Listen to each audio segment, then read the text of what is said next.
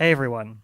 First off, we at The Familiar Strange want to acknowledge and celebrate the first Australians on whose traditional lands we are recording this podcast, and pay our respects to the elders of the Ngunnawal and Ngambri peoples, past, present, and emerging. Let's go!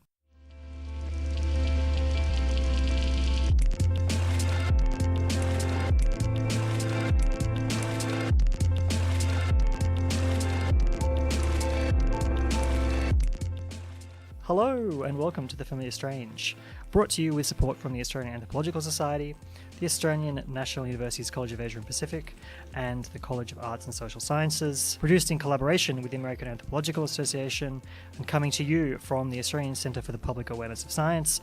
I am your Familiar Strange today, Simon Theobald, together with Julia Brown, Ian Pollock, and Jodie.changes. Hello to you all. Hello. Hello. Hi, Simon. So, Julia, what are you thinking about this week? So I've been thinking about zombie nouns and how social scientists might communicate their ideas more simply in plain English. Now, by zombie nouns, I mean creating new words via nominalization, such as sociality, relationality, neoliberalisation, politicization, those big mouthful words that we get what the meaning of them might be, but they're a little bit perhaps distracting to read at first. And I think that anthropologists in particular tend to use them to describe things that are in the grey zone of knowledge. Perhaps any discipline that draws on postmodern theory is prone to this because we deconstruct and reconstruct ideas and it's all pretty abstract. But as Alex Di Giorgio has pointed out on a previous TFS blog on academic jargon, using non-simple language can exclude people, and it also gets abused by students who may not be using the words as intended. And I've been spending a lot of my time at the moment teaching students how to use plain English, but I realise the inherent contradiction in this is that I'm not very good at using it myself. So my question for you guys is, can we just use plain English in anthropology? And what does it signal to other people outside of the discipline if we can't? Well, I'm going to shock everybody by saying the opposite of what you probably think I'm going to say, which is no, I don't think that we can. I would have always said, actually, before I started my PhD, that it was necessary for academics to use less jargon, particularly in academic papers. But my supervisor, who has a very popular blog called The Thesis Whisperer, wrote a blog post about how jargon, particularly academic jargon, allows us to build community and provides you with a language to, like a shorthand, to be able to communicate with the people within your own discipline quickly. Where jargon goes wrong is actually when you try and use it with people who aren't required to use it and aren't required to know it, and that's when it becomes exclusionary. And so I think, something like a public anthropology project like TFS is a good example of that. We don't need to use that kind of jargonistic language here. See, I'm not convinced that we're not using zombie nouns, though, when we are communicating via The Familiar Strange. I think a lot of our blogs and podcast discussions use these words all the time. Yeah, I think you're right. I just think that we shouldn't. Okay, so how can we not, though? Well, we are trying to walk a fine line here at The Familiar Strange and bridge two audiences, if it's at all possible. Nobody's proven that this is possible. This is the thing, to bridge a general audience with an academic one. But I think we've all felt from the beginning that as important as it is to reach that general audience and expand anthropology beyond the academy, beyond the ivory tower, we don't want to do so at the expense of the respect of the academy and of the people who are in this department with us, for instance. And we don't want to sort of run away from ourselves, because who are we? We're a bunch of anthro geeks. I thought until this morning that I wrote quite plain, straightforward English, but apparently I don't. We read one of Simon's chapters for the writing group today. And for the most part, you do write in very plain English, but there were one or two kind of turns of phrase where you talked about like dialogic loops. I don't even remember what they were, but there were some choice nuggets of kind of turgid prose. Yeah, it was a little dense. So I have always been of the belief that you should try and write as simply as possible. There is definitely a fine line between sounding like a wanker. I wasn't going to say that. Weren't you? I was going to say like you fell out of a dictionary. And keeping it too simple, right? But I definitely think, as much as I like Bourdieu, I do think that some of his sentences were a little bit purple. Completely unreadable. So I would invite listeners out there, if we are using terms and you don't know what they mean, you should let us know, because sometimes we do it on purpose to confuse you, but sometimes we totally don't. I never do that. Ian, thank you for your nice wrap-up. What are you thinking about this week? I've been thinking about material objects and how sometimes they can really seem to crystallize something about your field research or about the people that you're studying with. So while I was doing my field research, one of the things that I was most interested in finding and seeing was this very kind of high-level textile. It's a woman's sarong, but it's only worn by people of very kind of high social standing. And they're really rare these days. Most of them have been sold to collectors. It took me a whole year of trying to see one. And then when I finally did get a chance, and I was sitting with the family that owned it, and they started telling me all of these stories about this textile and how it had been in their family for hundreds of years, and it was deeply significant and sort of a signifier of their social standing in this community. But sitting next to me was my landlord, who came from a different family, and after we left that house, he told me that everything that they had just said was a lie, and he was really offended by it, and that in fact the textile had once belonged to his family, but had been stolen by this other family that thought of themselves as aristocrats, whereas his own family was commoners. And so they sort of felt like they had the standing to seize this textile from the commoner family and keep it. And this had sort of been quietly rankling ever since. I realized that in this object and the story of this object and the movements of this object, it told a whole story about social class and how it was changing in recent decades. And I just wondered if you guys also encountered in your fieldwork particular objects, whether they're man-made objects or other objects, that really sort of crystallized something important about your research and that let you sort of think around. So I found that in my research in clozapine clinics, clozapine is the drug that I was studying that treats chronic schizophrenia, the thing that became a register of meaning for all of my participants was blood. And this was a very everyday thing in the sense that it didn't immediately stand out to me as the obvious thing that was bringing everyone together, even though people were coming into these clinics to get blood tests. I probably overlooked it at first because I was more interested in like the direct social relations that were happening. But through long-term observation and talking to people about what the blood work itself meant, I realized that it became a metaphor for much more. Yeah, that's cool. That's not the kind of answer I was expecting. It's totally different sort of material. What about you, Jodie? Well, so I did my fieldwork at an international branch campus of a Western university that's based in Vietnam. And a key argument of my thesis is that the way that the campus presents itself to the outside world has become even more important, I guess, than the sort of stuff that goes on inside the university, the education and the research.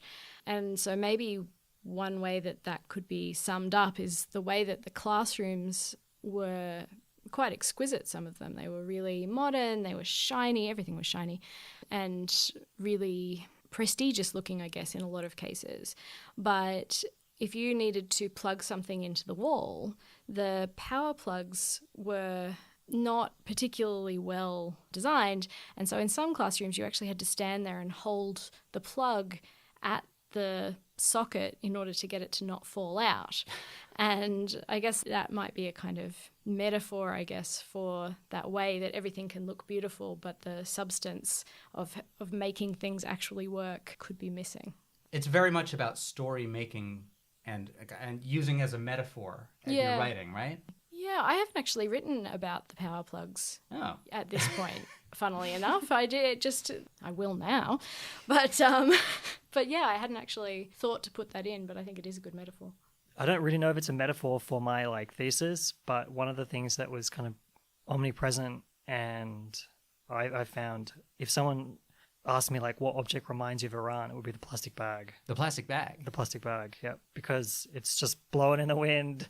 1,000 plastic bags people use. I think in some ways it kind of says something about what Iran has, this kind of throwaway, really very throwaway society at the moment.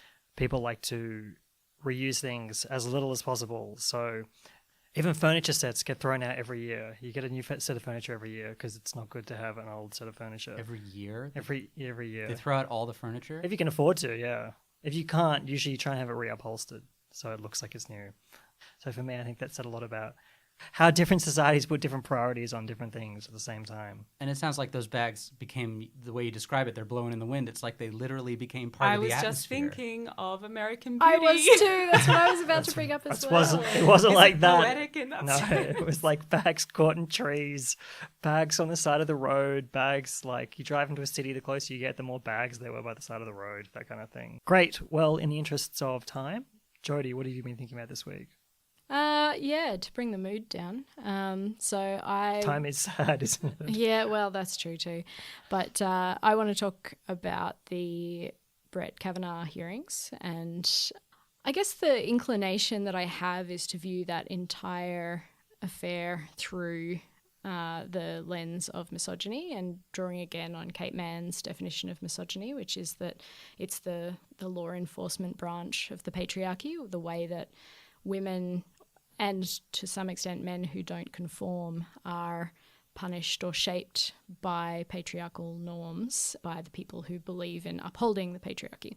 So I think that's a fairly natural way to view that whole experience. But I'm wondering if we could look at it through a different lens, perhaps of biopolitics, which is, and I'm going to read you out a definition because I think it might offer us a new way to kind of explore this topic potentially. It's a zombie noun. Biopolitics, do you think so? Biopoliticization. Now that would be a zombie noun. Okay, so this is from the Anthropologics blog. In The Birth of Biopolitics, Foucault begins to theorise liberalism as a practice and as a critique of government, the rise of which, he argues, is inseparable from the rise of biopolitical technologies of governance, which have extended political control and power over all major processes of life itself, through a transferal of sovereign power into biopower, that's in quotes, that is, technologies and techniques which govern human, social and biological processes. So basically the idea that the state governs our bodies and what we can and can't do with our bodies, and has particular technologies that it uses to govern our bodies. It's actually a lot more complex than that, I believe, and I don't use this theory. But I wonder if we looked at the way that Dr. Christine Blasey Ford was treated in those hearings and in the media during and afterwards, and before for that matter. And if we can explore that through the ways that women's bodies in particular are governed, particularly during this presidency, and the things that women are allowed to say about their own bodies, the things that men are allowed to say about women's bodies, and what isn't appropriate to say in public fora about women's bodies. Thoughts? Well, President Trump, more than anybody else in public life that I've ever heard about, uses appearances, physical appearances, to judge who's appropriate for certain roles. So, for instance, Mike Pence, he refers to Mike Pence as straight from central casting. Ages ago when he was testifying, I think he was testifying before Congress about Indian casinos and how he was trying to get tax breaks for his own casinos. And part of the reason he felt like he deserved tax breaks that Native Americans were getting was that he looked at the Native Americans who ran those casinos and said, they don't look like Indians to me. Boy. So part of Trump's reasoning has always been, as he tries to fill the roles around him, that those people display the correct biomarkers, being, for the most part, their race and their gender. And this also came into play recently with Senator Elizabeth Warren, how Trump Right, he looks at her and says, you don't look like an Indian to me. There's whole well-articulated debates already, if you look at what Kim Tallbear has been writing, around the claims that Elizabeth Warren makes on indigeneity and Native American heritage or blood or DNA. There is a whole politicization of that issue. You're having way too much fun with this. Yeah, but in a very real sense, the state is now being directed by people who are using physical, biological markers as determinant of who deserves to have power and position and who doesn't. So, I mean, I guess the question that I have for you is, did you guys pick up on the sense that the Republican senators, particularly the men in the room in that hearing, just seemed really outraged that she seemed to feel that she had the right to talk about the things that had happened to her body in a professional context? Absolutely. And also, I mean, you say outrage, but the display and sort of the deployment of emotion was highly gendered as well. The idea that, because Kavanaugh went out and sort of in his rebuttal testimony, I suppose, but screamed and shouted and cried. And it was widely observed in the media that if Dr. Ford had behaved in that way, that it would have rendered her non-credible. Yeah, and I guess I was reading an article the other day about Dr. Blasey Ford's voice and how it was high-pitched and too feminine, and it made her sound girlish and infantile. But the opposite is if she had displayed more stronger emotion, she might have been called shrill for exactly the same reason. Right. What were you reading? Republican Weekly or something? No, it was a critique of the media that has criticised her for her voice. But yeah, I mean, I thought that was really interesting. Every aspect of her testimony has been judged and governed. Judged and governed by perceptions of her physical characteristics, like her voice. Right.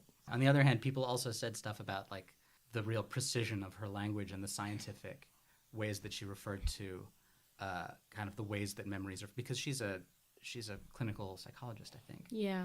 And so she had a very precise and scientific language for talking about memory formation. So that kind of goes against what I just said, because that was also something people judged her by. People are confused about what women should be doing. She can't do right. I don't think we're going to find an answer to No, we're these probably not questions going right to now. solve the American biopolitics problem today. So if you don't mind, we might move on to me with a similarly intractable problem. Excellent. Which is the presumed murder of journalist Jamal Khashoggi, who was, I'm sure all of you are aware, was a journalist with the Washington Post. And he entered the Saudi consulate in Istanbul and has not been seen from since. And the kind of general consensus is that he was brutally murdered by the Saudi government, or at least agents operating on behalf of the Saudi government. And what it made me think about was the fact that we as anthropologists tread this fine line between not judging our informants and yet at the same time wanting to adhere to, I think, a particular kind of universal set of values. And this issue really riled me up, but I normally think of myself as someone who's very opposed to imposing Western values on our informants and assuming that the standards that I judge myself can be used to judge other people. But I guess I'm wondering, what do you guys think? Nancy Scheper-Hughes has put forward this argument that anthropologists should be the foot soldiers of a moral vision of the world. Do you guys agree with that? Or do you think that we should, instances where we massively disagree with what our informants do you think we should step back and say, well, it's just your culture? That's a tough one. Having done some work in the development field, it's a question that we tangle with all the time because, you work sometimes in societies that have values that are drastically different to the ones that I bring to it. So, for instance, things like gender equality, probably no societies are gender equal, but that is a value that I hold, even if I'm an imperfect practitioner of it. Being in development, you're also sort of a missionary of capitalism most of the time. And you might encounter a lot of, local cultural practices that are sort of opposed to those kinds of accumulation that economic development would encourage. For instance, people throwing large weddings or ceremonies where they borrow everything and they spend it all, and then they're left with nothing but debt. And recognizing that these practices do not, in fact, leave people with nothing but debt, but actually leave them densely embedded in social webs that are incredibly meaningful and valuable to them. Once you start to realize that, you can step back from many things that you presumed were values that you needed to missionize to the rest of the world. So it is difficult to draw those lines, and the more you get to know the people that you are working with, often you end up retreating from some of those values.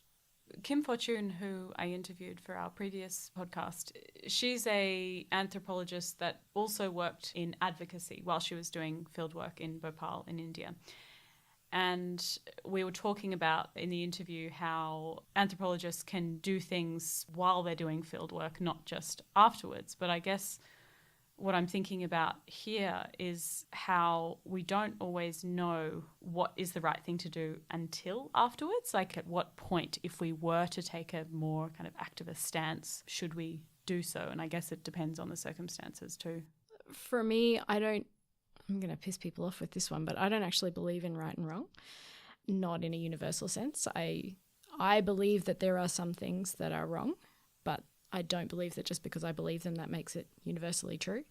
And so I find it quite difficult to have a conversation like this because to me, I don't think that there is a platform on which I could stand and say that the murder of if it is a murder, then this murder of this Saudi journalist is universally wrong. But that doesn't mean that I personally don't hate it and doesn't make me angry. But being angry about something isn't a cause for action necessarily.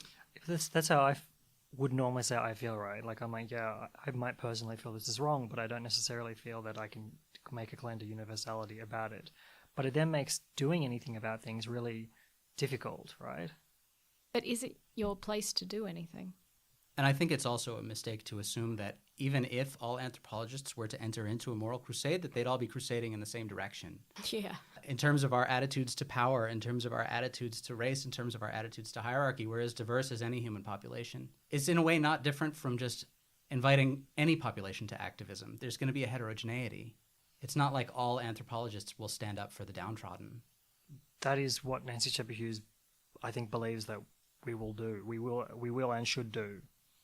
I mean, I think there is a political bias in who chooses to be an anthropologist, in that we tend to believe in the power of structure as opposed to just the power of agency, right? That there are social structures that affect our lives, which, I mean, at least the way people construct things in the US, that's kind of a left-wing thing to think. We're all commies.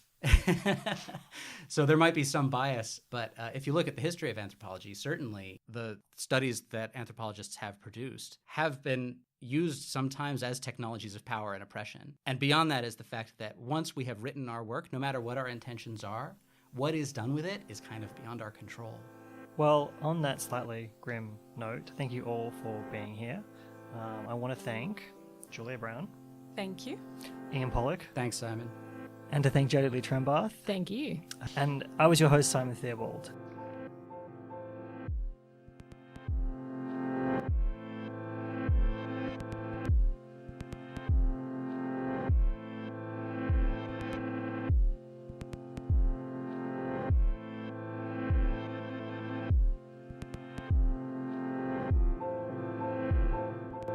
Today's episode was produced by all of us at The Familiar Strange.